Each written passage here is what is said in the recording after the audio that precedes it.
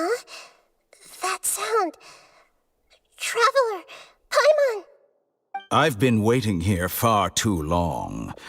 But finally I have the chance to be alone with you. All the precious time I wasted has finally paid off. The doctor! What have you done?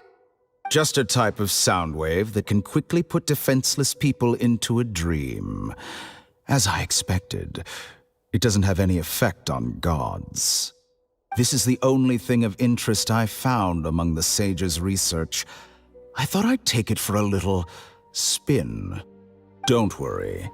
I know you would never forgive me if I actually killed them. I'm here to negotiate with you. Naturally, I won't do anything dangerous that could potentially damage our relationship. Negotiate with me? I heard you had already left Sumeru. Why are you here again now? I left Sumeru, but I also stayed in Sumeru. Even the God of Wisdom is restricted by the habits of cognition. How disappointing. You mean there are many different versions of you in this world? An astute guess. Even the same individual will have different cognitions at different ages. A long time ago, I made a major decision in hopes of preserving all my perspectives of how I observe the world. Observation is the first step of any experiment, but observing the current world doesn't satisfy me. It lacks an important dimension, that of time. So I saved segments of all my ages and made them into independent individuals. That's all there is to it. Indulge me. How does the God of Wisdom find my method of seeking knowledge? It's an insult to the very concept of life. Life inherently has many rules and restrictions, each with its own significance and reason to exist. They can't be broken on a whim. Good. Amazing, even. Indeed, it's difficult for humans to make peace with themselves, not to mention oneself from a different period. Since you're in the academia, why wait until now to show up? You could very well have stopped us and helped that fake god. Simple. Let me ask you this. Would any staff member ever help the subject in the middle of an experiment? It was my experiment. So why should I interfere with the results? The academia saw the plan to create a god as their ultimate goal, yet you only saw it as an ordinary experiment. You really are crazy. If the experiment succeeded, you would have had a new god on your hands. How would you have faced your own god then? Would you still take the same stance? Would you still hold the same view of yourself? I'm first and foremost a scholar. These results should be left to the judgment of the hypothetical me confronted with that outcome. But you're right. And that's exactly why I'm disappointed with the conclusion of this experiment. As an individual, you don't have any sense of belonging. You seem to have even fewer convictions than a typical scholar. Oh no, I certainly have my own convictions. They just don't fit your standards, that's all. All right, that's enough conversation for today. The experiment is over, and it's time to tidy up the equipment and reclaim any useful materials. For example, the Gnosis. Lesser Lord Kusanali, you're an intelligent Archon. I'm sure you understand the disparity in our combat abilities at this time. Besides, you have no way to use that Electro-Gnosis in battle. Didn't you say you were here to negotiate with me? Somehow, it's starting to seem like you intend to take it by force now. I'm merely stating a fact. After all, I'm also a scholar. Naturally, I hope to show proper respect and dignity to the God of Wisdom. Your hypocrisy is built on absolute confidence. I understand your scheme, but... What if I were to destroy the Gnosis now and awaken the heavenly principles? Awaken the heavenly principles? Do you think that's really possible? The heavenly principles have been silent for many years, but the Gnosis are symbols of their control over Tevat and all the laws. Will the destruction of a Gnosis attract the attention of the heavenly principles? And if so, how do the Fatui plan to deal with the consequences? Do you dare to gamble such a possibility with me? Gamble? How surprising. I thought you would show evidence or use rigorous reasoning to prove your point. The word gamble is the last thing I expected to hear from the god of wisdom. But this is a clever move.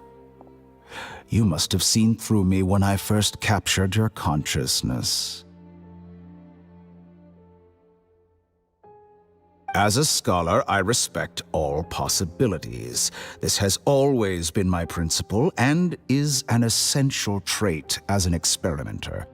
Indeed, I can't ignore this possibility. So tell me then, what are your conditions? This foreign Gnosis will only lead to disaster if it stays in Sumeru. But this Electro-Gnosis is the prize I obtained after defeating one of your fellow Harbingers. Now, as the one who initiated this cascade of events, shouldn't you pay the corresponding price? Price? Interesting. What price would you have me pay? How about erasing all your other segments? So this is how you wish to restrict me, the most threatening opponent of the Nation of Wisdom. What you request of me is like plucking out the eyes I have placed in the dimension of time. Segments are extraordinarily difficult to make. They require extremely rare resources and enormous amounts of time and effort, requiring me to destroy them all here and now. Bravo. A suitably wise decision on your part. Yes, how very interesting. Can I assume that you have long been wary of me? Among all the versions of me, this segment you see now is the most selfish. If it weren't me, your idea wouldn't have worked. What did you see when you were imprisoned? You were observing me, and that's how you know I've long grown tired of their doubts and endless arguments. Like you said, it's difficult to make peace with yourself. Being as smart as you are, have you managed to do that? I see. If you think all those versions of me are worth a gnosis, then deal. You sure didn't hesitate much. Is the relationship between all the versions of you really that bad? I don't think there's any need to dwell on that. The surplus versions of me can be exchanged for a gnosis. Do you think anyone can offer themselves at a higher price? Besides, with my abilities, it's only a matter of time until I find better perspectives. Perhaps it's best to say, you're just temporarily ahead. But what I'd like to know is, how can you be sure that I've really erased them? I can see your remaining honesty.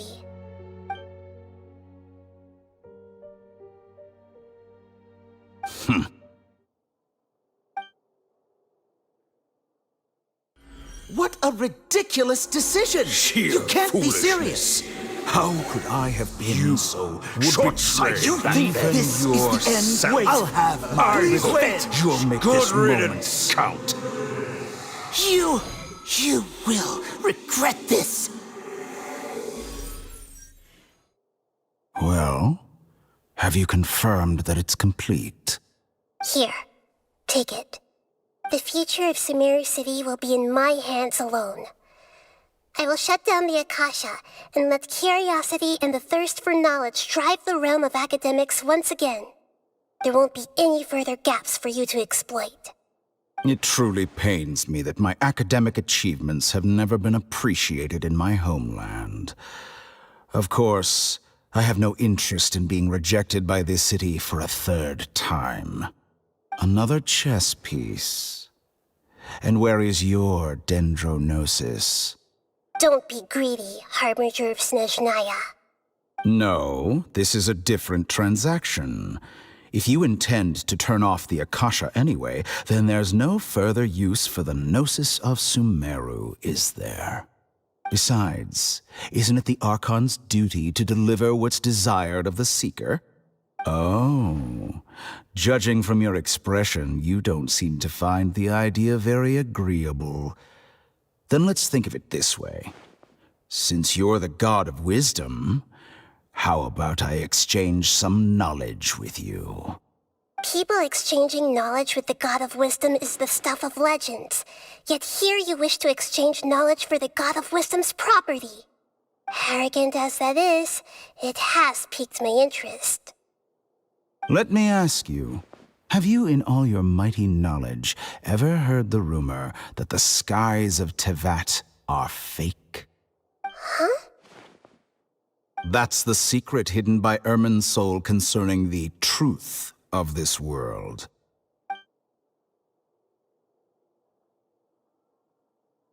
Once I finish telling you about this, it will be time for me to say goodbye. With negotiations, we've all gotten what we wanted. I'm very glad I got to meet you like this. Your arrogance may know no bounds, and convictions may mean nothing to you. But I'll still listen to what you have to say.